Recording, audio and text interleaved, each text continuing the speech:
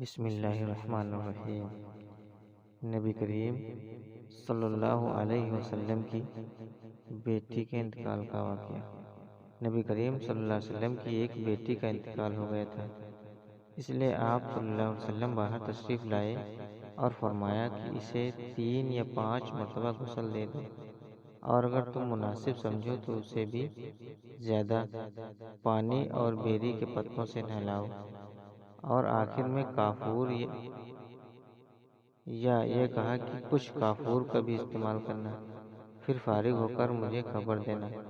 ام عطیہ رضی اللہ عنہا نے بیان کیا ہے کہ جب ہم فارغ ہوئے تو ہم نے کہلوا بھیجا، آپ نے اپنا تہمد ہمیں دیا اور فرمایا کہ اسے اندر جسم پر لپیٹ دو۔ ایوب نے حفصہ بنت سیرین سے روایت کی ہے کہ ان سے ام عطیہ رضی اللہ عنہ نے اسی طرح حدیث بیان کی۔ نبی کریم صلی اللہ علیہ وسلم نے فرمایا کہ 3 یا 5 یا 7 مرتبہ، یا اگر تم مناسب سمجھو تو اس سے بھی زیادہ غسل دے سکتی ہو۔ حفصہ نے بیان کیا کہ ام عطیہ رضی اللہ عنہا نے فرمایا کہ ہم نے ان کے سر کے بال 3 لٹوں میں تقسیم کر دیے تھے۔ انہوں نے رسول اللہ صلی اللہ علیہ وسلم کی صاحبزادی کے بالوں کو 3 لٹوں میں تقسیم کر دیا تھا۔ پہلے بال کھولے گئے، پھر انہیں دھو کر ان کی 3 چوٹیاں کر دی گئیں۔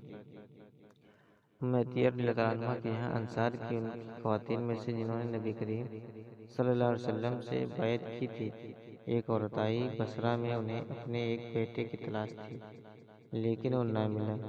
پھر اس نے ہم سے یہ حدیث بیان کی کہ ہم رسول اللہ صلی اللہ علیہ وسلم کی صاحبزادی کو غسل دے رہی تھی کہ آپ تشریف لائے اور فرمایا کہ 3 یا 5 مرتبہ غسل دے، اور اگر مناسب سمجھو تو اس سے بھی زیادہ دے سکتی ہو۔ غسل پانی اور بیری کے پتوں سے ہونا چاہیے، اور آخر میں کافور کا بھی استعمال کر لینا۔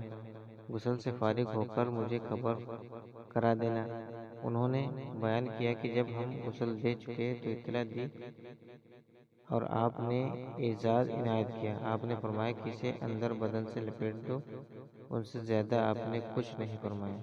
مجھے یہ نہیں معلوم کہ یہ آپ کی کون سی بیٹی تھی، یہ ایوب نے کہا، اور انہوں نے بتایا کہ اشعار کا مطلب یہ ہے کہ اس میں ناس لپیٹ دی جائے۔ ابن سیرین رحمۃ اللہ علیہ بھی یہی فرمایا کرتے تھے کہ عورت کے بدن پر اسے لپیٹا جائے، ازار کے طور پر نہ باندھا جائے۔